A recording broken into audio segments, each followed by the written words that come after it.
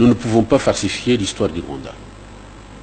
On ne peut pas falsifier l'histoire du pays puisqu'on détient le pouvoir. L'histoire est ancrée dans nos têtes et l'histoire est écrite dans nos cœurs. Quel est votre sentiment sur les rumeurs qui ont circulé, soi-disant qu'il y aurait un projet de la part de M. Kagame, M. Museveni et quelques-uns de leurs amis pour créer un empire Imatutsi? Vous pensez là aussi que c'est un fantasme ou bien c'est une menace réelle?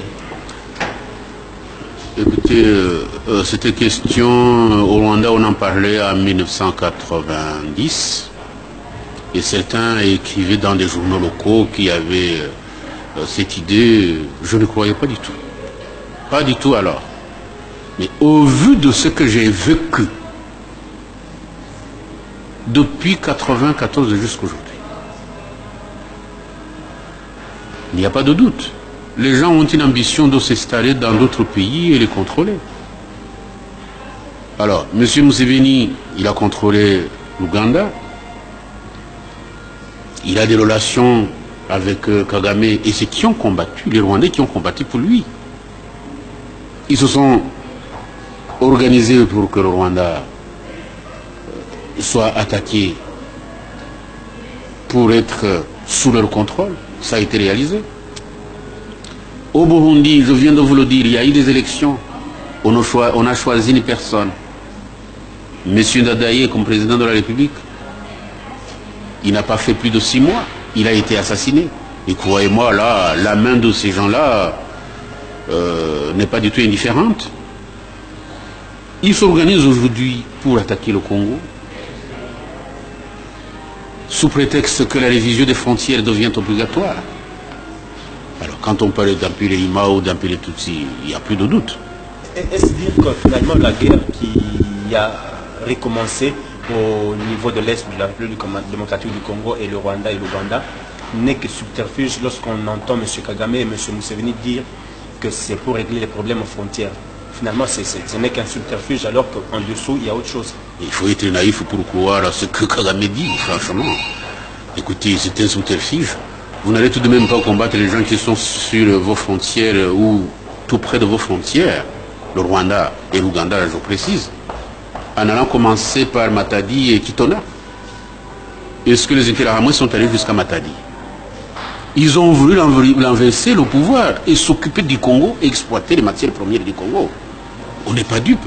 Il y a des bandits sur le plan international qui soutiennent Kagame pour que le Congo soit exploité dans tout son cœur et dans tout son corps. Donc là, les couloirs vis-à-vis des Interahamwe, je nie franchement. Les Interahamwe n'ont pas une force qui puisse préoccuper toute la communauté internationale jusqu'au point où on en est aujourd'hui. Mais je pense que Kagame a beaucoup d'ambition. Il croit que le Rwanda n'est pas suffisant pour lui.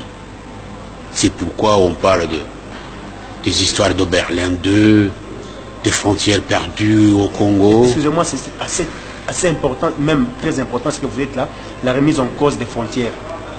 Qu'est-ce que vous pouvez dire aujourd'hui par rapport à ceux qui avancent ça comme argument pour dire que... J'allais justement y arriver. Oui, je vous en prie. Je pense qu'on ne peut pas avoir une telle gourmandise et nous devons nous contenter de notre petit territoire, le Rwanda. Alors, M. Kagame croit que le Rwanda n'est pas suffisant. Souvent, il a dit en anglais, « It's like a district of Uganda ». C'est comme une petite province de l'Ouganda. Donc, ce n'est pas suffisant pour lui. Et on doit aller chercher les frontières qui existaient avant 1885, lorsque la conférence de Berlin a été organisée. Qu'est-ce que cela veut dire? Ceci veut dire que nous devons engager une bataille contre le Congo, mais ne l'engagez pas contre l'Ouganda, puisqu'il y a une partie du territoire rwandais qui est en Ouganda, qu'on appelle le Bufumbira. Ils n'en parlent jamais. Alors, ce qu'ils veulent, c'est écraser les Congolais, écraser le pouvoir congolais, exploiter le Congo, tant que le Congo, d'après ce qu'ils disent, reste inorganisé, donc nous pouvons l'organiser. Et comme ils ont cet appui de ce qu'ils veulent les appuyer, dire, oh, écoutez, ce sont les meilleurs organisateurs qu'on ait vus en Afrique.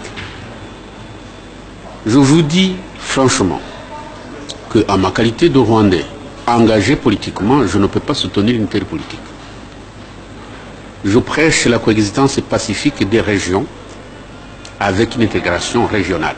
Autrement dit, le Rwanda, le Congo, le Burundi, l'Ouganda peuvent vivre ensemble sans se disputer sur ces frontières-là.